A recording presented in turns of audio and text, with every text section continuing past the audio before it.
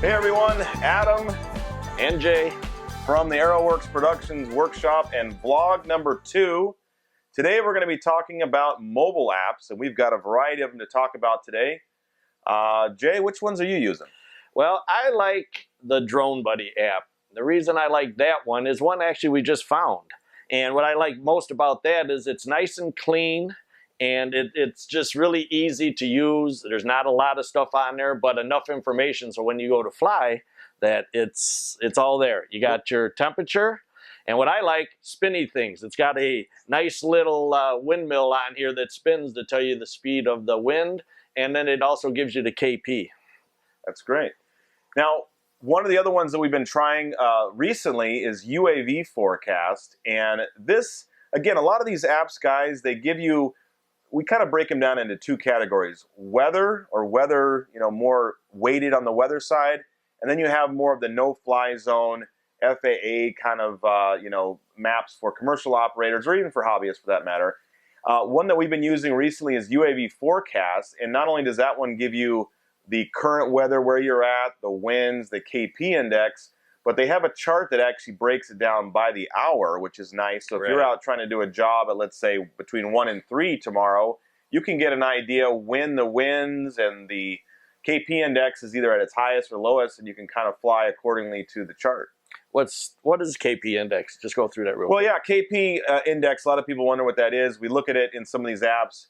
Basically, KP index is a planetary magnetic storm index number, and 1 to 5 is kind of like 5 is about the max you really want to go out and not really worry about anything. If you saw a KP index of say 7 or 10 or even higher, there's a good chance there can be a strong magnetic force field essentially in your location. Again, this is going to change no matter where you are on the Earth, but it can affect things like magnetic compasses. It can affect GPS locations.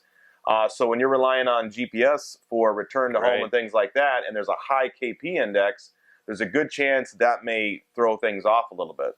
Right. Yep. Good. Okay.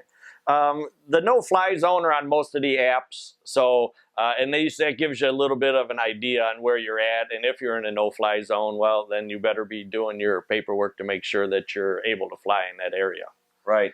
Now, we used to use an app. A lot of people have heard of the app called Hover. Got a yellow icon. It was a great app. It was simple, had a big temperature, KP index, and wind, and that was it. And what did they do to that app? About a month ago, they did an update on it, and now all of a sudden there's all of this, actually almost too much information.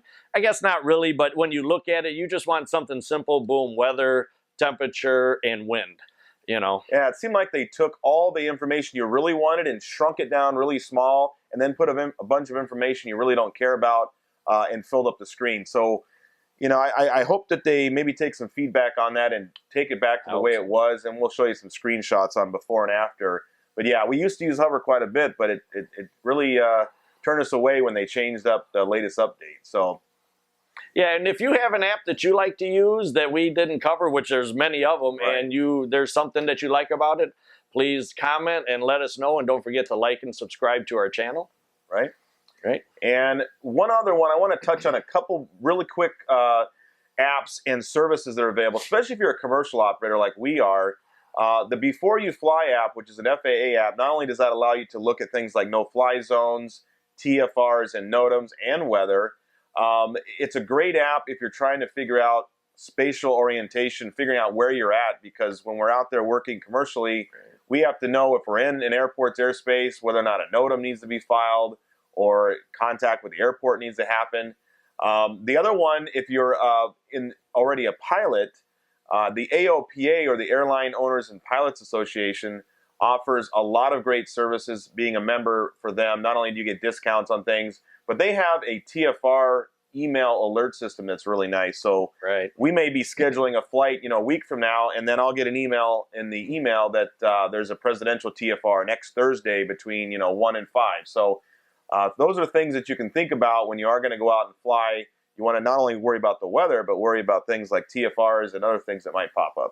Yeah, and the TFRs and the NOTAMs we'll go into in a future blog to give you a little bit of information. We're not going to inundate you with a lot of stuff, just, you know, briefly touch on stuff. But if there is something that you would like to see, again, comment and like and let us know. Yep, definitely. Leave a comment down below.